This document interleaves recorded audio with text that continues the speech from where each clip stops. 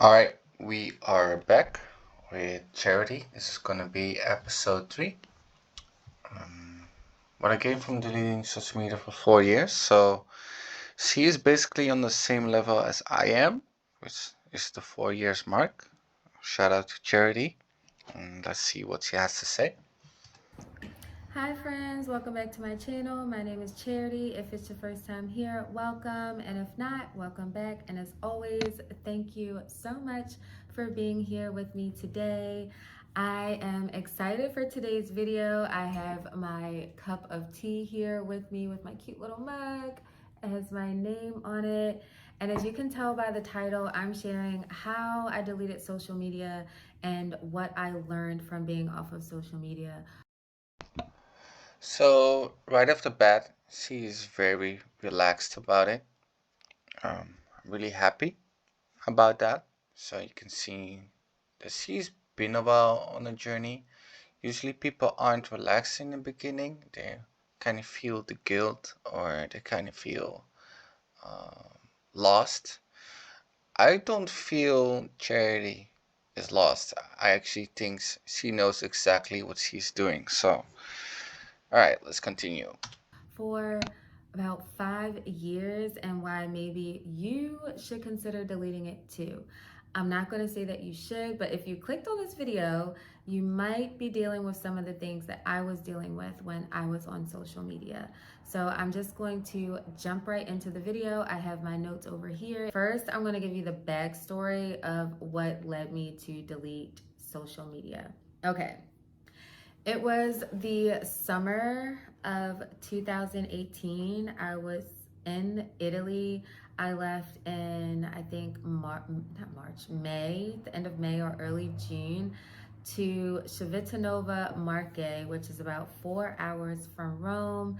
It's a cute little province. I lived right in the square with a family, and like the square was like the center of where everything took place. There were flea markets on the weekends, there were live performances, dancing, art shows, a lot of different activities. And then 5 minutes up the street was the beach, and they were so kind to me. They gave me a bike, so I would just ride my bike to the beach and around the province. So really the beach was like 2 minutes up the street if I decided to ride the bike. I was there to tutor their 4-year-old son. A friend of mine had invited me, so I was not there alone, and it wasn't my first time being out of the country. I spent 2 years prior teaching in Thailand and having the opportunity to travel through Southeast Asia while there. So a friend of mine told me about the job in Italy, interviewed, got the job, boom, there I am. At first, I was not feeling it. I felt like I should be doing more with my life. And what was I actually doing? I felt like I was really wandering more so without really having a purpose or a direction at that time. And I remember sharing with a friend what I just shared with you, how I was feeling about myself and life at the time. And they said, well, take a picture and post it on Instagram. Oh shit. So, yeah, that is, alright. That's very clear, crystal clear what's gonna happen next. There are a lot of people that would love to be in Italy and spend the summer there and do exactly what you're doing. So, just post a picture and everything will be okay. Just be grateful and post a picture about it, right? That's what we do nowadays, right?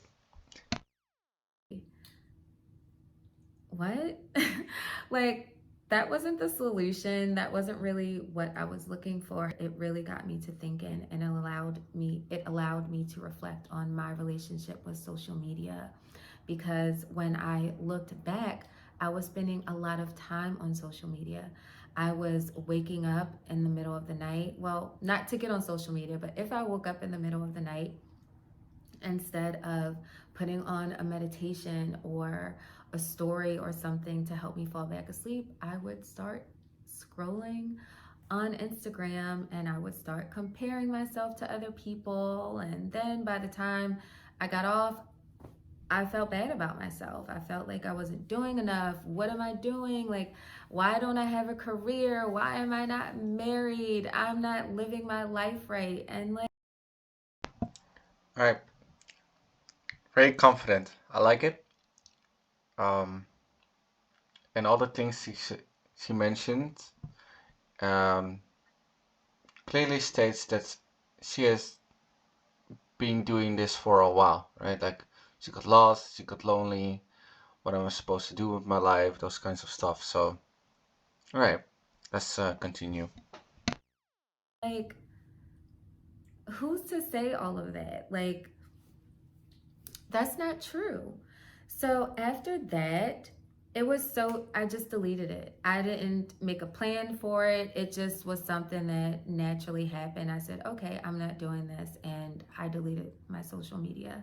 I already had relationships with people in my life, like real meaningful relationships. And that brings me into the first thing that Yeah, I've been telling you people it is way easier when you have a foundation in your social circle than when you quit and you don't necessarily have backup. That makes it really easy to relapse. So that is really important.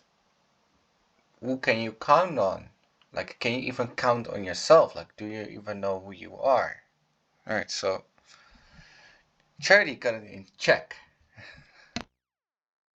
I learned when I deleted social media. Well, not even learned. I was able to deepen my relationships with my friends and family over the past few years.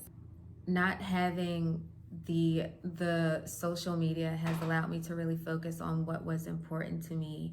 So instead of sharing a picture online, I'll share it with my close friends and family of something that brings me a lot of joy or something that I think is funny. I'll send a voice memo or, the highlight of my day, things like that. And those small things, I personally feel like they deepen your connection because you're not sharing it with the internet. You're really sharing with people who get you, who understand you, who want the best for you.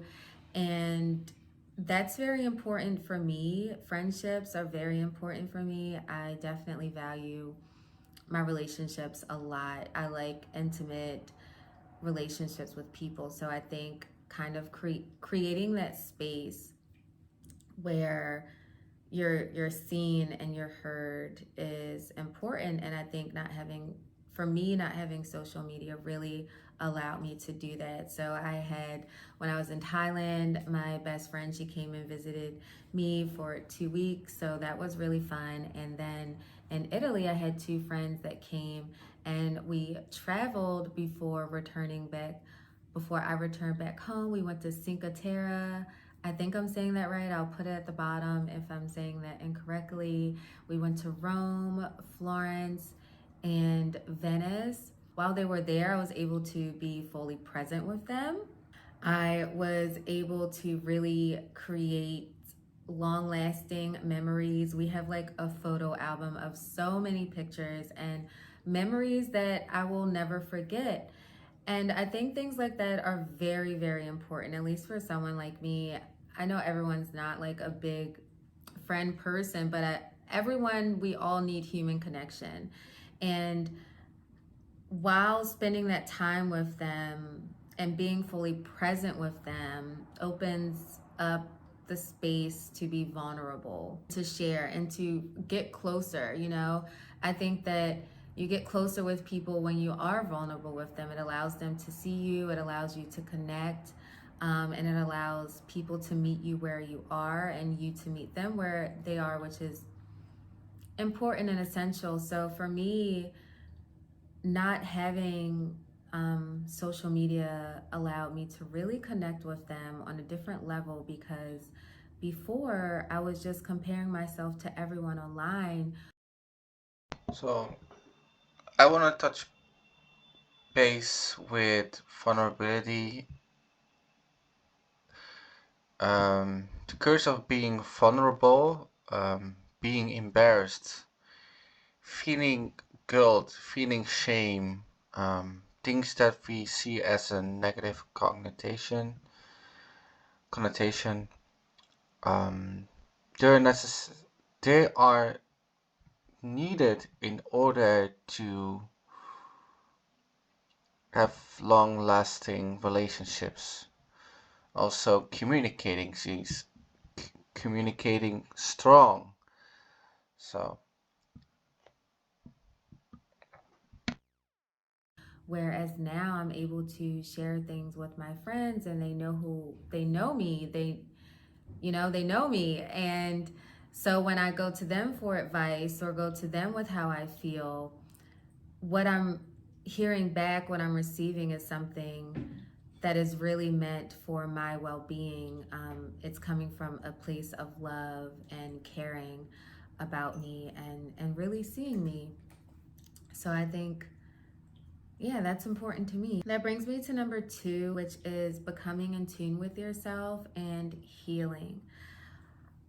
Self acceptance and healing, I feel like personally, maybe go hand in hand because once you learn to accept the things about yourself that you don't like and accept the experiences that may have happened to you that are still weighing down on you, you can heal those traumas, those disappointments, those losses, and begin to move forward in life. And that requires a commitment because it's not easy.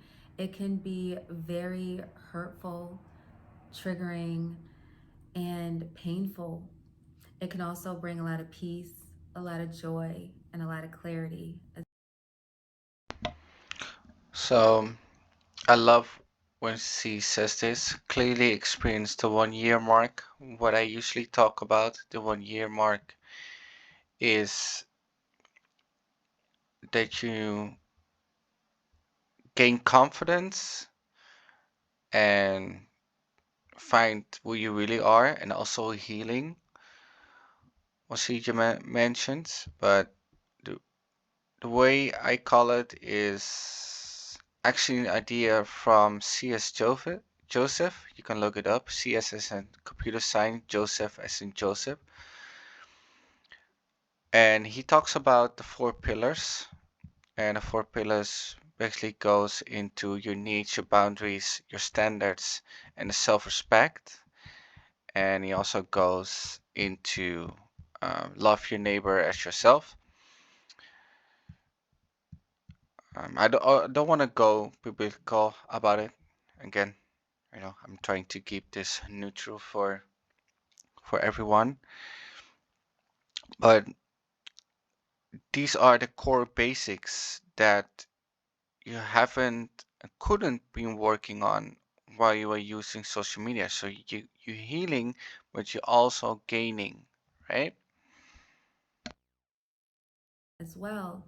And by being in tune with yourself, I mean, really sitting with yourself, without the distractions, like without the social media, the TikTok, anything, just you. Who are you when you are by yourself? What do you really like to do? What brings you joy, like true, pure joy? Doing more of those activities and learning about those activities. Mine was gardening. I always wanted to have a farm, but I never really took the time to learn how to garden or anything like that. And then I just started. I went to Walmart. I brought a few herbs, and that turned into me learning how to start from seed and digging out the garden in my parents' backyard. And I really found something that I was passionate about that brought me a lot of joy. It brought me a lot of healing. And just figuring out those things about yourself and finding what really works for you, what's healing for you, because what works for me may not work for you. So again, you see the trends, right? I talked this about on my previous videos, but also in my reaction videos, you need to experience and you need to fill the void. So the void comes whenever. and that void needs to be replaced. You're gonna waste some time, but you're also gonna find some time to be productive. And while you find you're wasting time, you might as well waste that time on a hobby, right? So Charity mentions that she likes gardening. Maybe that's because of her surroundings, or maybe in general she already knew she kind of like gardening. But if you are unsure that what or how, what you should experience, I call something like test hypothesis. You need to experience a lot of things.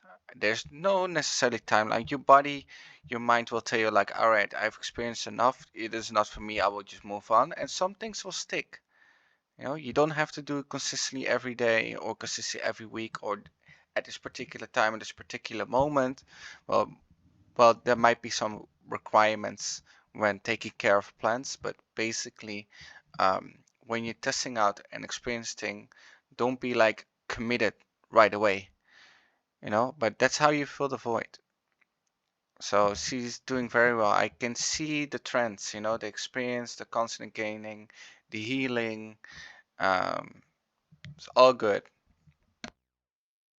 Look to social media, and there are people who may have experienced things that we have, and I think that's a positive because we're talking more about things that have impacted us, and it also has its downsides where it can be triggering for you if you haven't healed those things, or you're getting misinformed about different subjects. I think it's important to learn what you need, you know, what works for you. Sometimes journaling works for me, and other times I don't journal for months.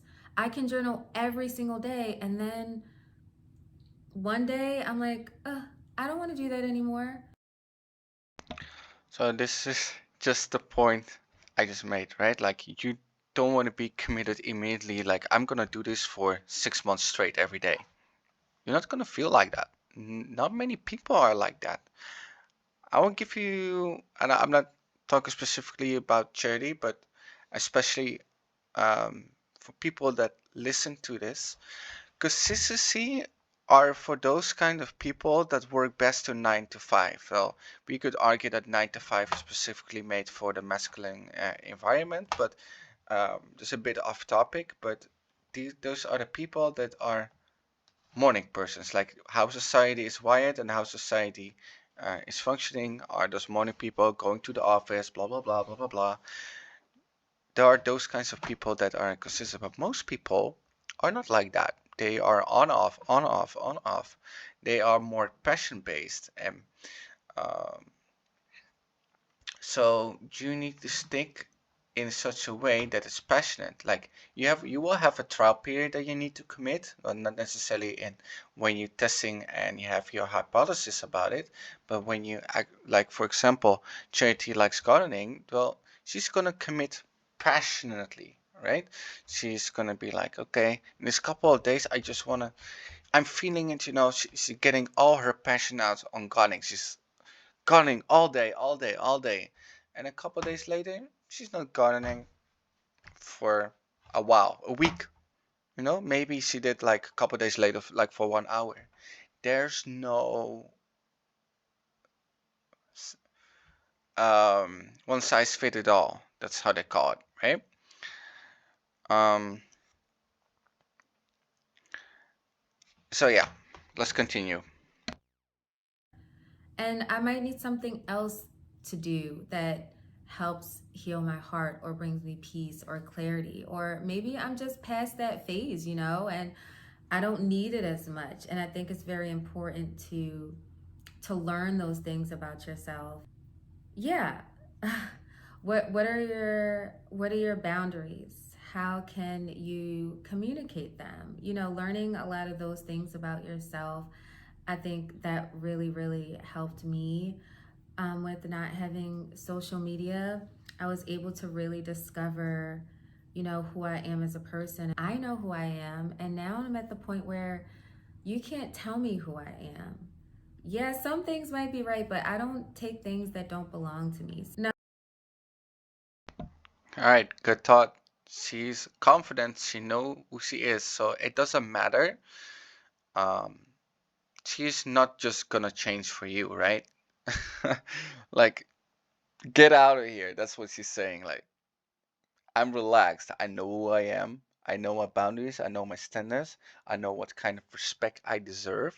I know my needs, and she can communicate them. So that's the fifth one, right? The fifth one is the communication, because communication will bring you a small circle. I don't want to say small circle, but it will bring you the foundation in your circle. The reason why I said small, because people will be like, hey, suddenly you have a small circle of social because you don't have social media anymore, right? That's when I said small. Number three is being present. Oh my goodness, being present is so important. I know you probably hear that all the time, being present, being present, being present. But like, yes, not having social media, I was forced to be present. I was forced to be present at dinner with this Italian family. I was forced to be present hanging out with friends in Italy. I was forced to be present at home when I returned back to the US, and every situation I was in, I'm forced to be present because I didn't have Instagram to go to when things got awkward or there was an awkward silence and to start scrolling. And I'm glad because I learned to get comfortable with those awkward silences. I learned to be okay with not having anything to say because sometimes I really don't have anything to say. And at times I can resort to just like talking about just like something random. But then I learned, oh, I don't have anything to say. I'm not going to say anything, and that's okay. I'm not being rude. That doesn't mean I'm not enjoying your company. The awkward silences certainly aren't as awkward anymore. I'm able to enjoy company with people, like truly enjoy their company, truly listen to people, actively listen to them, and have conversation and really show up for other people and also show up for myself because I'm fully present. Social media isn't taking away my time, and when I'm with you, I'm with you. The last thing that I gained was confidence. Like, I am so much more confident now than I was before. And that really is because I deleted social media. If I would have stayed on social media, I really don't know who I would be right now. So that's the thing, right? For girls, it's way worse than for men on social media because the risk and rewards are at stake. You know, a lot of comparison bias, a lot of shopping, a lot of girls, you know, you have the eyebrow game, you have the this game, you have the that game. Like, you have to look perfect, and they're not even competing. They're not competing for a man anymore. They were competing for themselves. It's so self-destructive, right? So take that out of the equation after a while. I'm not saying that's specifically her experience, but that's for most. Like, again, I am not a woman, but this is my assumption or my perspective, I should say, that the confidence boost is way better because look at how confident she actually is. Like, she's kind of having a little bit struggle, like, oh, I'm telling this, but it's not the best story I've ever told, but that's about it. Like, she worked up the courage, but it was way easier when you don't, right? She is I think she's very confident in how she is telling the story, um, in her own ways. I hope that makes sense. After deleting it and really learning a lot about myself, I became more comfortable with who I was. And through being more comfortable, I became more confident in who I was. And through that confidence, I learned how to set boundaries. I started going after my goals, which is I wanted to do YouTube for a long time. And I honestly, I didn't have the confidence to get on YouTube, and I don't even know what made me do it. I told myself, like, you know what? You have to start. But I think, hey baby, sorry, Olivia's down here. Right now I have a healthy relationship with social media, and I'm really happy that I took that time for myself and made a commitment to myself for healing and self-love, where I'm able to get on and get off and not feel those same icky feelings that I used to feel before. So if you are also struggling with social media, I hope this video really helped you. Please comment down below if you have any questions or comments, if you're thinking about deleting social media or taking a break. And also, if you like this video, please like, comment, share, and subscribe, and let me know if there are any other topics that you would like me to talk about.